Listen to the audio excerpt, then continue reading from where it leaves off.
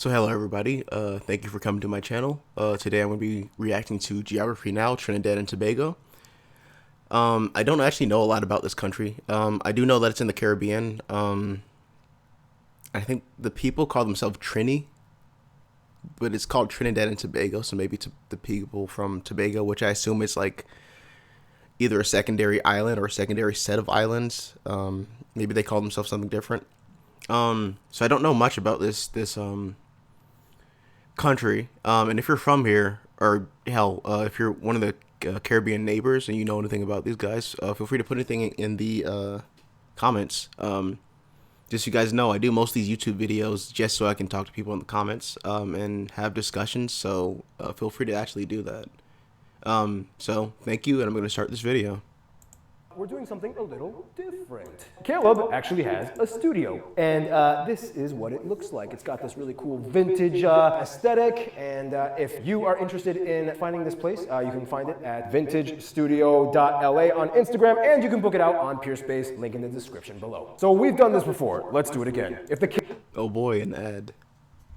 Caribbean was a family, you know. Jamaica would be the one in charge of the music, Bahamas in charge of the guest list. You got Team Mofongo, Team Baguette, Team Amsterdam, you got Team Crumpet, the Bougie crew, the Homeboy crew, and once again, Dominica is quietly reading a book in the corner. And then, just when the party starts getting good, the twins arrive. Decked out, these guys came to the party prepared. Welcome to Trinidad and Tobago.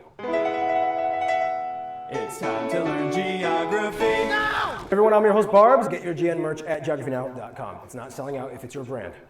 So, Trinidad and Tobago. I actually had the pleasure of meeting some of you guys, the Trini Geography peeps, when I briefly visited a few years back, and some of you guys... Okay, so you just said Trini right there. So I guess Trinidad and Tobago, they both, I might be saying it wrong.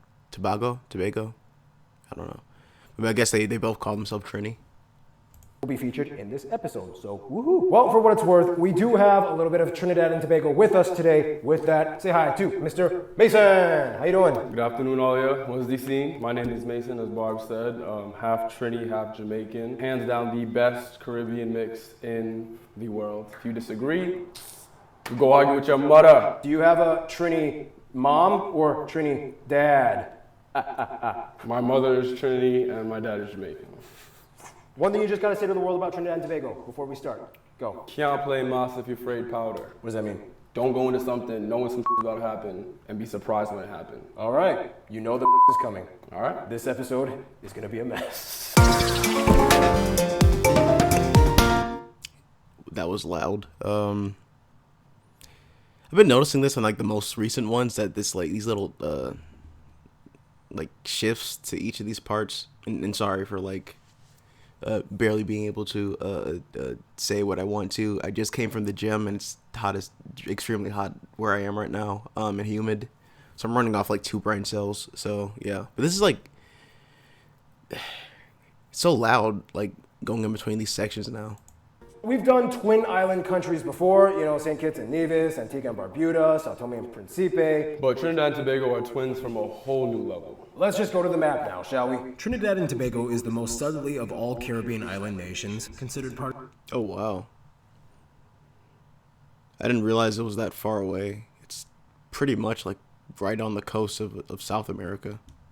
of the Windward Islands in the Lesser Antilles. They are made up of Trinidad, which makes up about 93% of the landmass and holds about 95% of the population, as well as Tobago, the smaller yet spunky sister island. They are located about 80 miles southeast of Grenada, and at the closest point only about 7 miles or 11 kilometers to the southern Icacos Peninsula to mainland Venezuela across the Columbus Channel. Also nearly the same distance between Chacachacare Island to the Macuro Peninsula up north across the Bocas del Dragon, or the Mouth of the Dragon Channel. Fun fact, Chacachacare used to be a leper colony. By the way, see this little guy, Patos Island? That's interesting. Does anybody know the history behind this place? Is it still open today? Like, are there still like people with leprosy that live there, or is it just? Or I imagine maybe it's even like a tourist thing today. I don't know. It used to belong to Trinidad until 1942 when it was ceded to Venezuela. Speaking of which, they have about 35 smaller. Why is that? I don't think they've ever had a. I don't know if any Caribbean nations have ever been like in any modern wars. So did they just sell it off? Islands and islets, mostly off the west coast of Trinidad, and 4 off of Tobago. In any case, administratively, Trinidad and Tobago is made up of 9 regions, 3 boroughs, 2 city corporations, and 1 ward, which refers to the entire island of Tobago. Tobago is a ward. The capital city is Port of Spain, which is its own city corporation, and it is the only capital city named after another country that they are not. The country has 2 international airports, one for Trinidad, Picaro International, and one for Tobago, ANR Robinson International. Otherwise, the Port of Spain is the biggest and busiest shipping port and passenger seaport. There are ferry services 2 to 3 times a day between Port of Spain and Scarborough, Tobago. The trip only lasts about 2.5 hours and is super cheap, usually less than $20 US round trip. Roads go to most part of... Wow, that is extremely cheap. So I plan on traveling like probably within a year or two to a couple places outside of the U.S. Would you say that Trinidad and Tobago are a pretty big destination that I should go to? That isn't like one that everybody goes to, because I imagine everybody in the Caribbean probably goes to, you know, Bermuda and Jamaica and the Bahamas. But is this a country that, I don't know, has a good tourist industry and tons of things to see?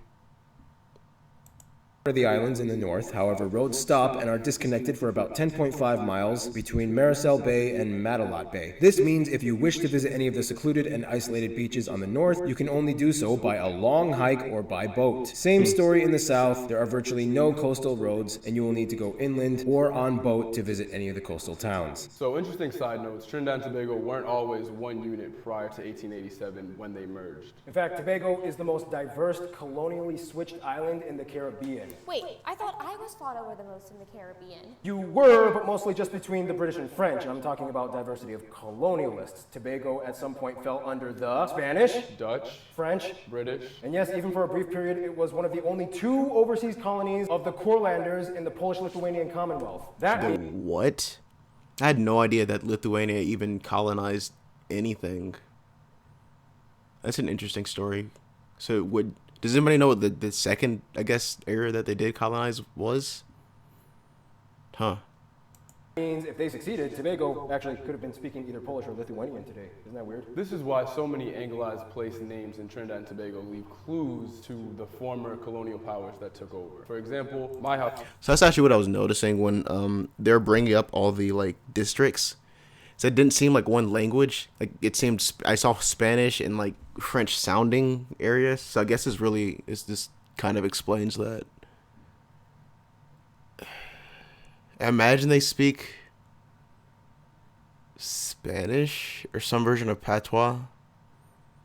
I have no idea, honestly. Because I mean, they're so close to Venezuela. I'd imagine that they have to speak Spanish. But it's also Caribbean island, so maybe English or an English derivative. I don't know. House in Trinidad, I live near Margarita Drive. You can tell that it has a Spanish influence. They also have some French-inspired places. Yeah, that's what I noticed. These like French ones and the. And even in English, they have some funny sounding names like Scorpion Lane, there's literally a 21 Jump Street, Hard Bargain, Goodwood, Pepper Village. Pepper Village. You know that place? You been there? What do they got? Do they got peppers there? They got some stuff. Even a town Oh. Okay. called Redhead. Redhead. Wow, that's destiny. Book my flight. I want to be with my people. Another thing, shortly after independence, 12 of the islands that were formed. West Indies Federation. I know nothing about this.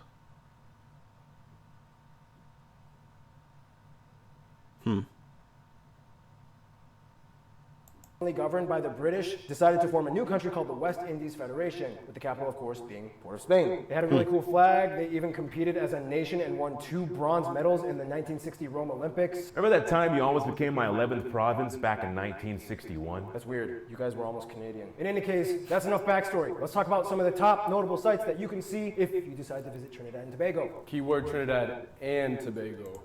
So I'm probably gonna be pausing a lot during this part, mainly just because I want to see like what things you can see in these countries. There are 2 islands and both have much to offer. To give us the rundown, here's Trini Geography Adrian to explain. Hey everyone, I'm Adrian from Trinidad and Tobago, and if you decide to visit our country, we have lots of cool places for you to check out. To get a sense of history across the country, you Speaking of Canada, can visit cool places like the Issa Right region. so and he said that Issa instead of Asa. I would assume they said Asa, but no.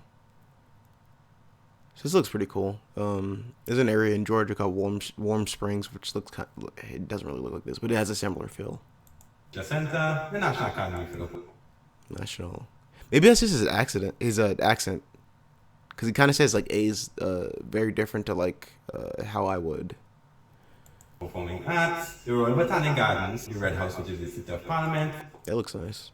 Fort King George and Tobago Museum. Fort King George and Tobago Museum, the National Museum and Art Gallery. I'm noticing a lot of these look like very Dutch, these buildings. So imagine the beginning of this country, while it was a colony, was mainly Dutch. Popular line in our hangout spots are the waterfront Port of Spain, Pier 1 Chagaramas, Cross in San Fernando, also known as the Cross, Arapita Avenue, which is the nightlife hub of Port of Spain, Queen's Park Savannah, and Pigeon Point Road, Tobago. Due to our diverse population, we have lots of religious buildings such as Mount St. Benedict Monastery. Huh. So what is the I guess the most prevalent religion that people from here practice? This seems to be Catholic. I don't know. Maybe Protestant. I don't know.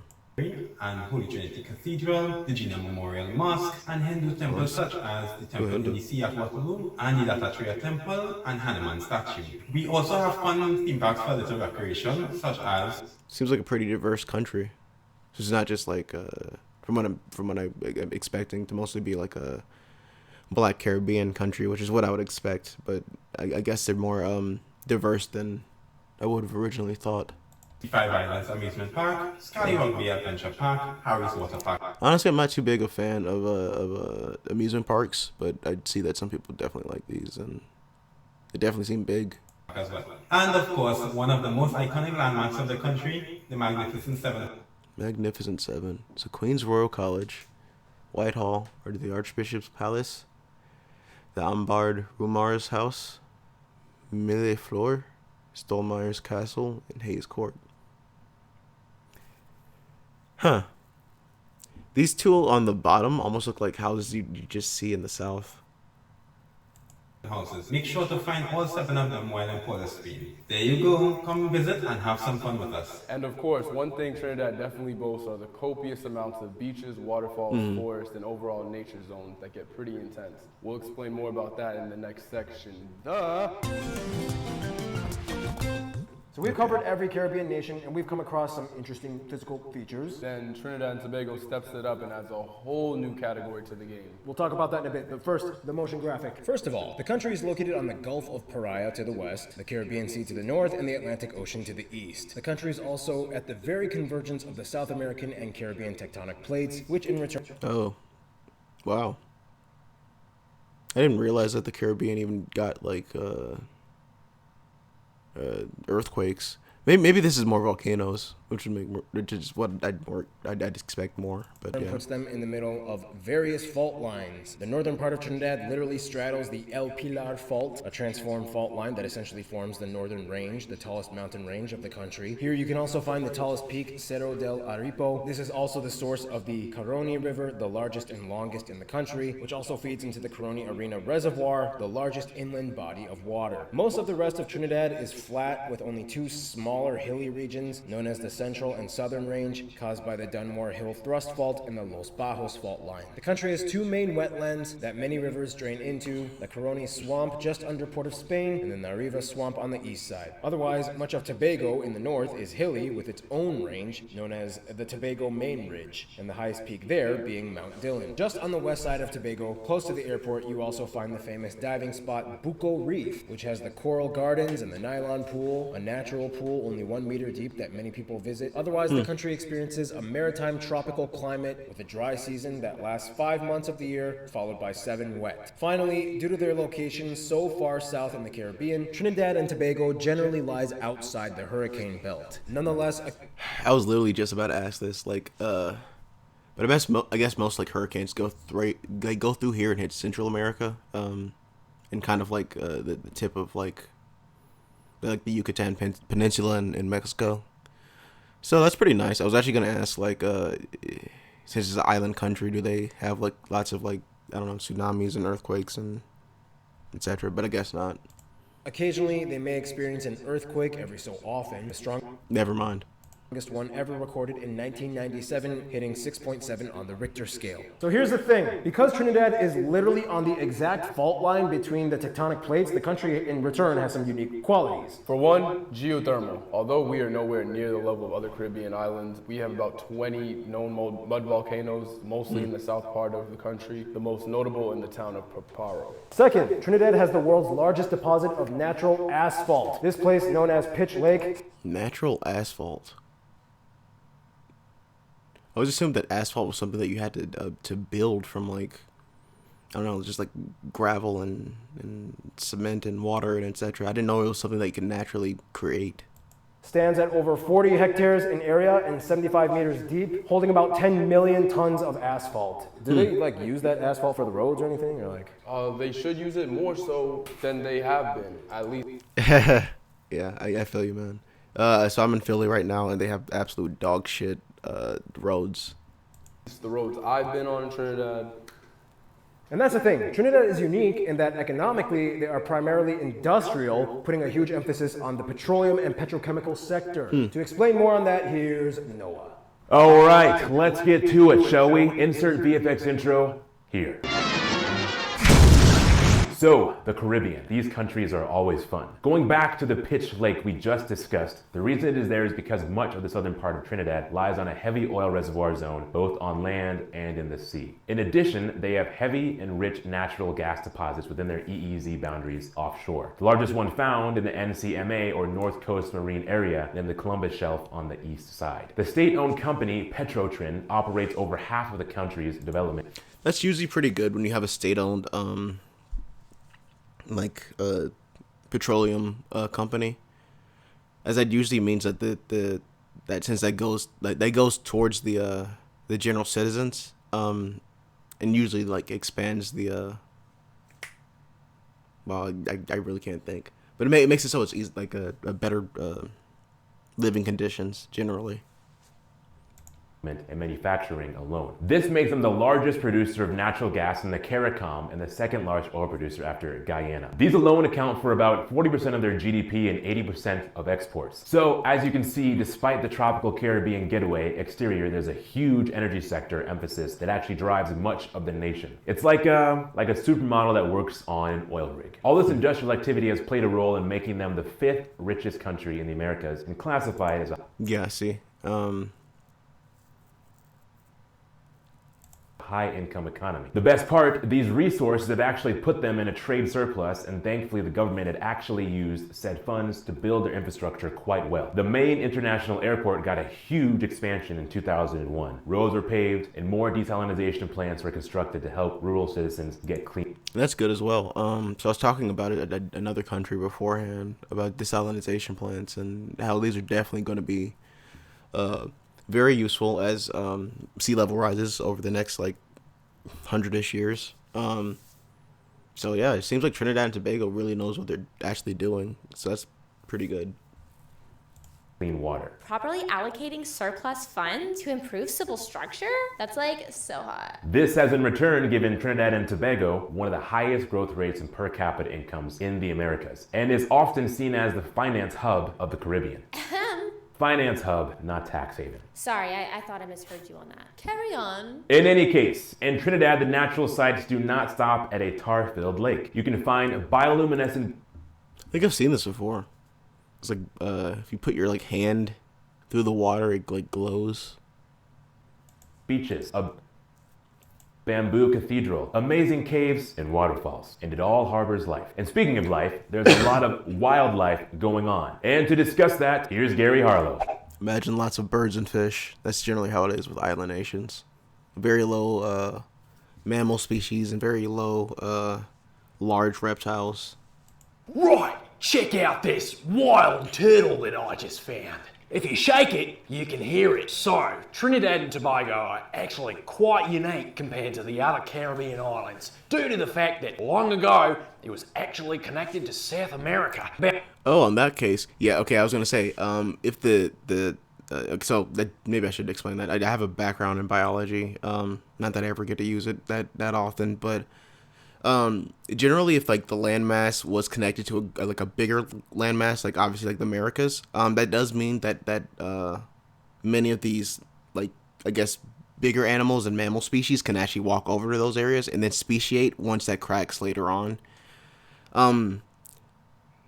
They generally like will act extremely different compared to their cousins that will be on the mainland. So maybe they'll be like a completely non-aggressive due to like the not having many predators. So I don't know. Let's see what he says about these, like, what actually is here. About 100 species of mammals, 90 species of reptiles, And yeah, these larger reptiles can actually get over.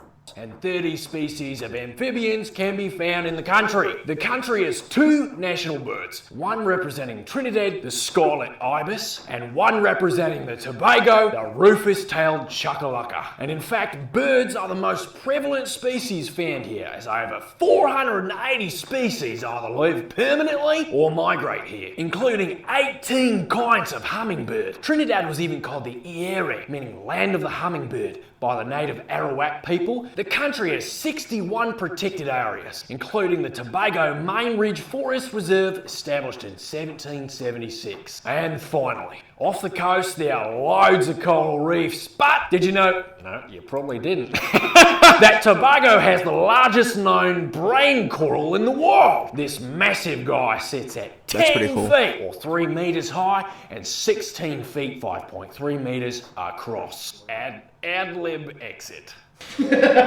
Well, see you later. Thank you, Gary. Well, I'm going to transition out of here, and usually I would do the food segment, and I will again one day. But Trinidad geography Jason will be informing you today on all the wonderful food that Trinidad and Tobago have to offer.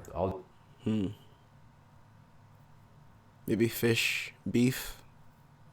That's what I'm expecting. Not sure what vegetables are very popular in the Caribbean. Just let him have it for Probably lots of fruits.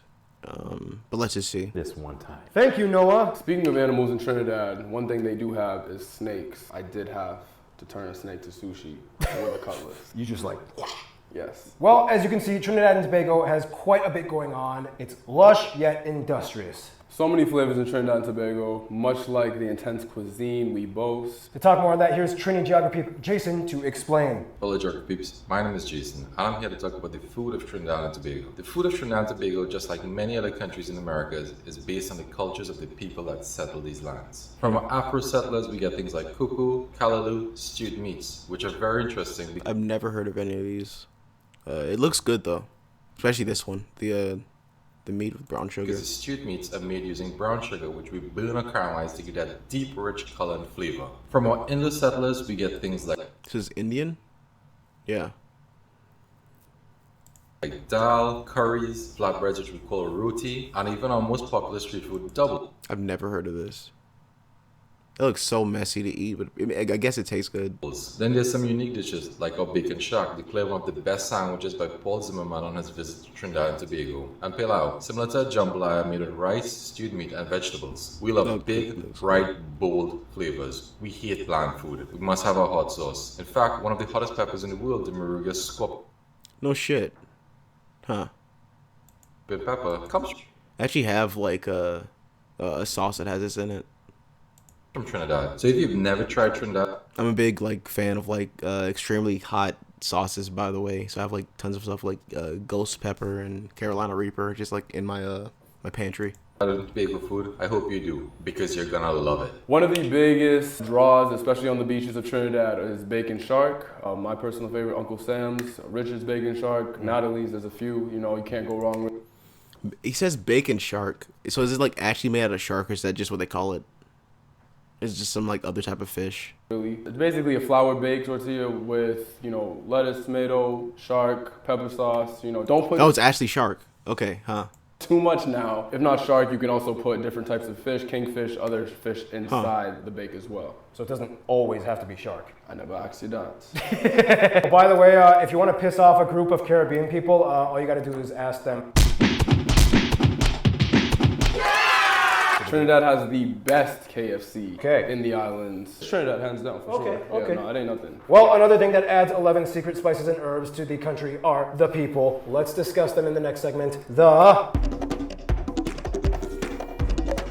All right, so first thing, titles. You could also say Trinidadian, but what is the most commonly used one? Trinis. Trinis, there you go. Yeah, that's what I've heard. I never heard that first one before.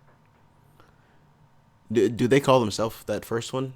Because I've literally never heard that. Very quickly, what do you want to say about Trini people, Mason? One of the biggest misconceptions is that Trini man does a real horn. That is 5-10% tops. We cannot take the blame. Very quickly, how would you explain the difference between Trinidad and Tobago? You see more, African descent people. It's very small. You go the whole island in a day.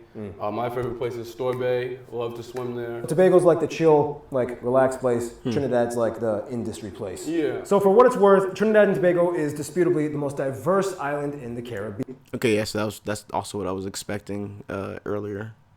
There is a long story that comes with this place, but first, let's do the demographics graph. There we go. The country of Trinidad and Tobago has about 1.4 million people and has the highest percentage of Indo-Caribbean people per population out of all the Caribbean islands. The Indo-Trinidadians descend from ancestors brought over from India in the 1800s, and they make up about 35%. Oh, so like from India. That's interesting. 35%. Wow. I assumed that either like the black or white population would have been the majority, but I guess not.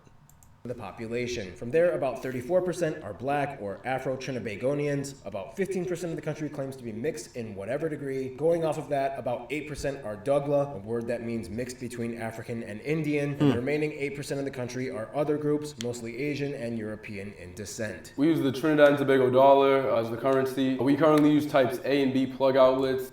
Hey, just like America. And So I don't have to buy new plugs if I go over there. drive on the left side of the road. If you're driving in Trinidad and Tobago, make sure your predictability skills are on point. Because people don't use indicators for okay? You gotta get around, you get in a maxi, you get in a taxi. They'll know you're foreign, but try to be hospitable, try to be nice, so they don't overcharge you, that's all. Have manners, that's the biggest key. The moment you open your mouth, they can tell. Exactly, Yeah. even with me. Even with you. Now, back to the people. As you can see by the graph that we just showed you, Trinidad has quite a diverse population. For one, it all started with the indigenous Arawak and Carib peoples that inhabited the islands first, speculated to have dated back to 5000 BC. From there, after Christopher Columbus stopped by in 1498, European involvement started, and like most everywhere else in the Americas, separate waves of outside migration came in. Even though it was originally... Oh, I thought he landed on Hispaniola. I didn't realize he landed on Trinidad and Tobago. Or did he like land on both? If you know anything about that, feel free to put that in the comments. colonized by the Spanish, more French people settled in Trinidad, which played a role in creating their patois. We'll talk about that in a second. Yeah, you guys got a patois. The Atlantic slave trade brought in the Africans, and then later slavery was abolished, and then indentured servants were brought in from India. Later on, people like the Chinese and Arabs were brought in. So that's basically how they became what they are today. With all of this in mind, you'll have different groups of Trini people all over the country. And here are some of my fellow Trinis who grew up in Trinidad to give you a little bit of what it's like. One unique thing about growing up as a white Trini is that depending on what part of Trinidad you're in, they might not even realize that you're a Trini. When I was young, me and my family would go on like trips to the east for the weekend, for example, right? And people would come up to us and ask, oh, what country are y'all visiting from? Because they thought that we were tourists. When they hear us speaking, be like, hey, we're from the west. They'd be like, oh, like some of them didn't even know that they had white Trinis, which is pretty interesting, but makes perfect sense because white people only make up about 1% of the population anyways. So yeah, that was just sort of a unique experience growing up. I think what all Trinis can agree on would be our ability to make anything and everything an absolute joke, no matter how dire the circumstances. So let's say the country's under some kind of curfew situation. Curfew parties. If there's a terrorism or bomb threat, blow out sales in the mall. I think Trinidadians have like an unrivaled sense of humor, and we're very proud of it. Thank you, guys. All right, let's talk about language. So in Trinidad and Tobago, there is, of course, a Trini dialect and a patois. They are two separate things. What's a Trini dialect like? The dialect is just... Huh. So what's the difference between a dialect and a patois? Oh, I guess patois is like more of like a loose language, yeah. And dialect is like if you're just speaking a language, but just like with your inflections. So I have like, I guess like a very vaguely mix between a Southern American and a General American dialect, but I don't have any patois. I may have like random slang that I put in. I don't know if I said anything in like any of my videos, but I guess that's what the difference is. If I'm wrong, feel free to put that in the comments if you have any linguistic knowledge about that. So yeah. Just short and sweet. Trinity people talk fast. They want to get to the point. What are some things only Trini people say? They don't say dumb. They'll say you're dotish. You're dotish or what? Like, are you stupid? That's such an old word. Stupid or what? I mean, they do say party, but we just say fête. Oh, fête, that's like French inspired. Huh. Exactly, yeah. Juve, fête, that's French inspired. Trinities don't say kickback or hang, they just lime. Lime. We're looking to lime, we're not looking to hang. Otherwise, there's the patois, which is actually French-based and related to Haitian Creole or the patois spoken Oh, so it's not English-based. That's interesting. in places like Martinique and St. Lucia. And over time, the patois has been kind of dying out. It's kind of sad. But there is a revival attempt to bring it back. And here's one of you guys, the geography peeps, to explain. Bel bonjour tout moun. Non moi c'est Jake et puis moi sorti la Trinité et puis Tobago. Now the language that I was just speaking is our Trini patois. It's a French lexicon Creole. In 1783, Trinidad became heavily settled by French Creole and French speakers from the French West Indies. This language was the lingua franca of Trinidad up until the early 20th century. Sadly, this is an endangered language now. That's because the British Attorney General, Charles William Warner, he implemented an anglicization policy to get rid of the... That is so fucking bizarre. Whenever I think about like, what is it with like Britain and France? They just seem to like throughout most of history just hate each other. Same thing for like France and Germany also. I don't know. French and French Creole influence on Trinidad. However, you can still hear our patois being spoken in rural communities such as Calparo, Blanchisseuse, Maruga, and Paramin, of course. Some things that you can learn to say in patois: how are you, which is kumanuye, what's up, sakafet, all is good, tout bagay bien, and ayo, which means goodbye. Every Trini uses patois nearly every day without realizing it. Moi crois que patois que vive toujours. I believe patois will live on forever. Thank you. Now, religion. So faith-wise, the country is about 2/3 Christian and about 20% Hindu, 6% Muslim, and even there's a small community of Orisha adherents. No shit. You got an actual like African religion that actually didn't change and managed to come to the Americas. That's pretty rare. Orisha being a native religion of the Yoruba people in West Africa. You definitely see the presence of religion for sure. Otherwise, despite the diversity, there are some things that are generally distinctly Trinbagonian. What do you want to add to the list of things that are distinctly Trinbagonian? I would say people that's be in your business. People are nosy. I drink water in my... I don't like that. My business. But most Trinis are a little... I tend to be a very, not even secretive, but just like, I don't tell people more than they need to know. So that's interesting. A little nosy, especially neighbors, you know, they want to know when you come, when you're going, you know, all that. 2 words, it almost means confusion and drama, kamis and bacchanal. You hear those words used to describe men and women who like to gossip, who like drama. Like, Ting, you feel me? Like, come on, y'all know what I'm talking about. Stop playing. In Trinidad, they call lighter skinned people either red or yellow. For example, I'm light brown, I would be a red, yellow tone. You'd be considered red. Yeah, exactly. Ain't nothing wrong with that. That's just how they do it. Now, we can't sugarcoat everything. Yes, Trinidad and Tobago does have some controversies. For one, they have been at the crossroads of the drug cartel activity coming in from multiple communities. It's hard to get exact numbers, but some sources indicate that somewhere about 20% of Trinidad's informal economy is tied to cartel activity. This spills over into the fact that some areas of Trinidad and Tobago have high crime rates. The locals will know all the details, so just let them guide you. Trinidad was also a destination spot for quite a few Venezuelans during the 2019 refugee crisis, which put a whole new situation on our small nation. We're not going to get too much into these topics. You are free to discuss them in the comments, but we gotta move on. And what better way to move on than to discuss sports? Here's Art with the sports part. Let we go. Trinidad and Tobago, let's go! Sports here is nothing short of a massively popular pastime that the people take huge pride in. One unique thing that they do here, goat racing. Have you ever rode a goat? That's interesting. I've never seen that before. I don't know if does any other country do this?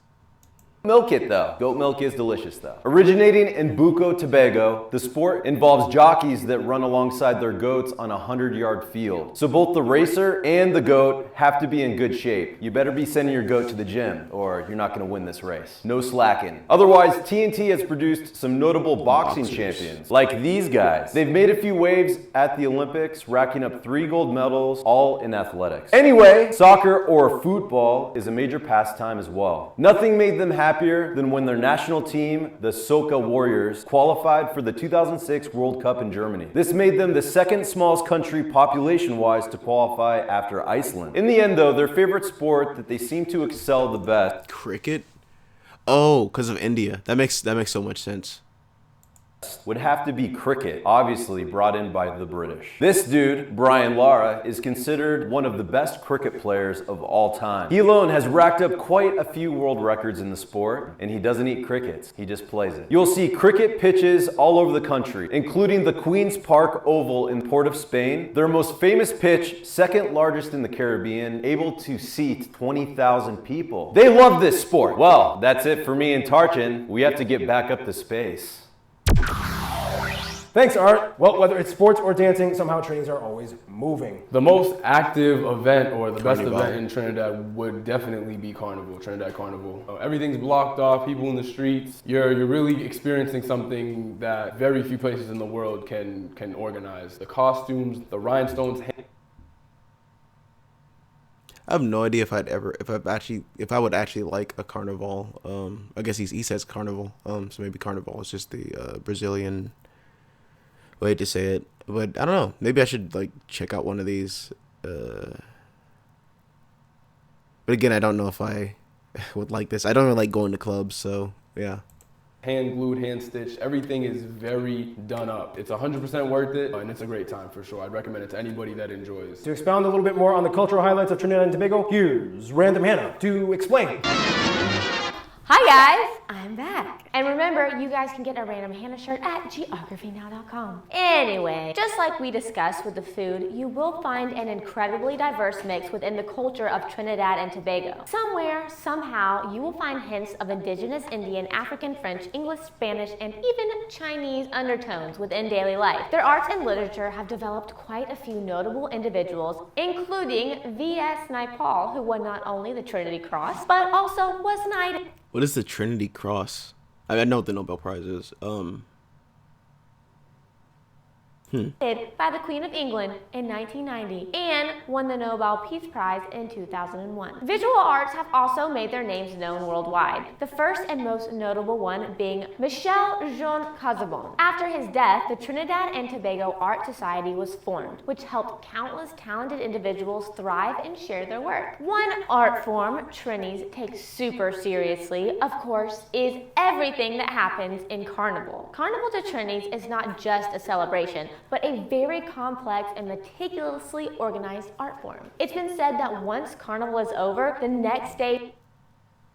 I know that Carnival is mainly from Catholics, because that's what it's supposed to be celebrating. But I don't know, whenever I see Carnival, it just seems very, like, specifically, like, African, like, to me. Just the way how they have all these costumes. It just looks very African. I don't know. I don't know if there's like, does Carnival exist outside of the Americas? I don't know.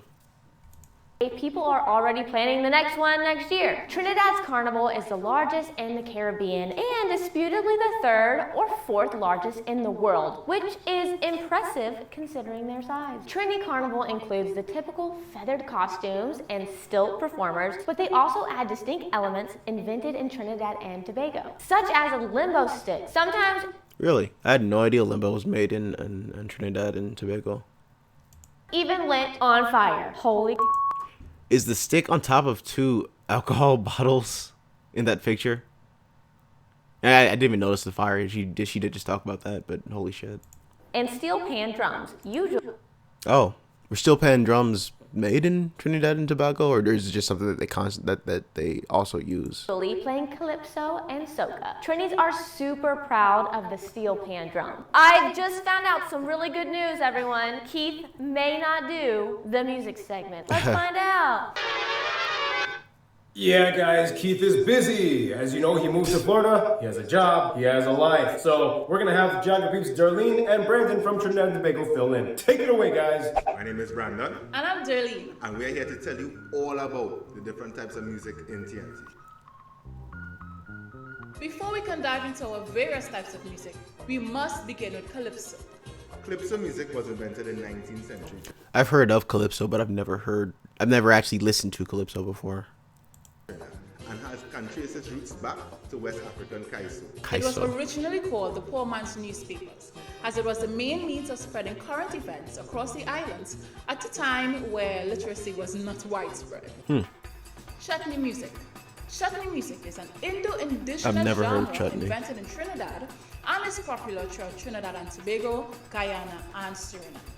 Chutney music is a mixture of Bhojpuri music with influences from traditional calypso and Bollywood filmy songs. Soca music was invented in the 1970s by Garfield Blackman, also known as Raj Shorty. His idea behind the genre was to fuse the African song and the East Indian song together to create a fusion song unique to Trinidad and Tobago. Soca is groovier than calypso and a bit up-tempo, and it is widely played throughout the Caribbean. Parang, parang. Parang music was brought to TNT by Venezuelan migrants and is traditionally sung during the Christmas period. Traditional parang music is sung in Spanish and accompanied by an array of instruments such as Cuatro, steel pan, box bass, shaksha, just to name a few. Some famous singers of Trinidad and Tobago are The Lord Kitchener, Calypso Rose, The Mighty Sparrow, Destra Garcia, Marshall Montano, Faye and Lyons Alvarez, Bungie Garden, Nicki Minaj, and Billy Ocean. Oh, Nicki Minaj and Billy Ocean. So I know those two. I don't know any of these others, unfortunately. To name a few.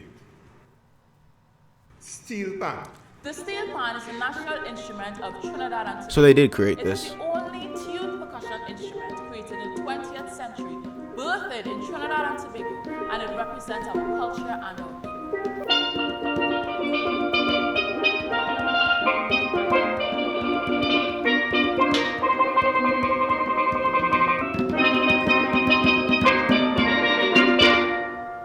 Thank you, Brandon and Darlene. Well, all right, since we've covered so much with Trinidad and Tobago, from the pitch lake to the pitch of the soca music. Only one thing left. We gotta check out the pitch of their diplomacy abroad. Friend zone coming up. Yeah, there we go. Well, there we go. So when you have a country made up of many, many parts of the world put into one, you're gonna have a lot of international interaction. Trinidad does know who they lime with. For one, they have a deep-rooted historical relationship with India, as 225 Indian indentured laborers were brought over to the islands in 1845, and now, nearly 200 years later, they make up about a third of the entire population. Indian citizens are... No shit. 225 people turned into 1/3 of the population. Over, like what, just barely over 100 years?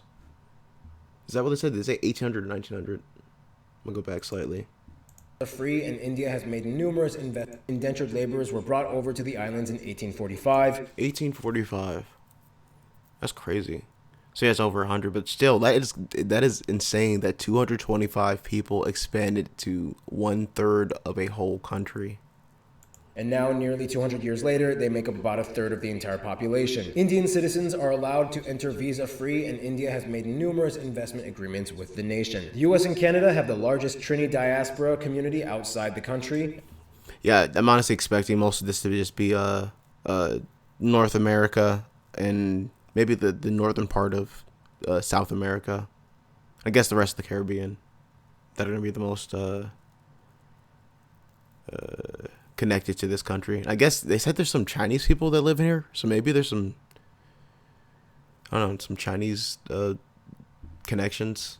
and have had close ties even before independence. Trinidad and Tobago are part of the Caribbean Basin Initiative that the U.S. fosters and seeks to build business and commercial services between them, and Canada is not only a major trade partner, but, as we mentioned before, has always kept an eye on them ever since they had those halted talks about joining Canada as a possible province alongside with the rest of the Indies Federation. Having been a former British colony, obviously the UK is still in their periphery of diplomacy. Many Trinis go to the UK to study abroad and have family there, and also, of course, being within the Commonwealth of Nations. When it comes to their best friends, however, of course, you have to look at CARICOM. The Caribbean community is already pretty tight as they are, but they do have their cliques. Guyana is a close one. Back in the 90s, they forgave hundreds of millions of US dollars worth of debt that Guyana owed to them under the Paris Club Agreement, and thousands of Guyanese migrated to Trinidad and Tobago to find work. When it comes to their best friends, however, 4 out of 5 times, Trinis will tell me it's a little complicated, but most likely the number one homie is Jamaica. As the 2 largest Anglophone nations in the Caribbean, sharing a mutual British-based history and having some of the most powerful influences over the Caribbean, Trinis and Jamaicans have the biggest loving yet kind of rivalry, but like good rivalry relationship. Each one thinks their music is better, their food is better, their parties are crazier. It never ends, but when they actually meet each other in person, like face to face, it's like an instant connection. Wedding 2 months later, Trina making babies shortly after. In conclusion, Mason, you take it away. You're the Trini guy. I'm going to step off my stool. So now you're just going to speak from the heart, man. In conclusion, be it the music, the festivals, the food, the people, the land, Trinidad is so unique, and every country is unique in its own way, but definitely a place to visit, definitely a place to go. You might get a culture shock depending on where you're from, but if you go with manners, you will be welcomed and you'll have a great time. And Trinidad KFC is the best KFC in the country. I'm from America, and I don't think I've ever had KFC. so I can't really. So I don't know. Caribbean. All right, Mason man, thank you so much for coming to this problem. episode. Stay tuned. Tunisia is coming up next. Okay. I don't know much about Tunisia either, and I'm definitely going to do a reaction video of this one when it comes out. I know where it is. It's in North Africa. I think on like the northwestern side, I believe, like right above the Sahara. I think it's just like right next to Algeria. I might be wrong. I'm really bad with the geography of like certain continents. But yeah. So thank you for watching this video. Please comment. This is mainly why I do these videos. I like the comments, especially when it's from people from the places that I do reaction videos for. So yeah, thank you, and please come back. And hell, if you want to watch more stuff like this, just subscribe maybe. So yeah, see ya.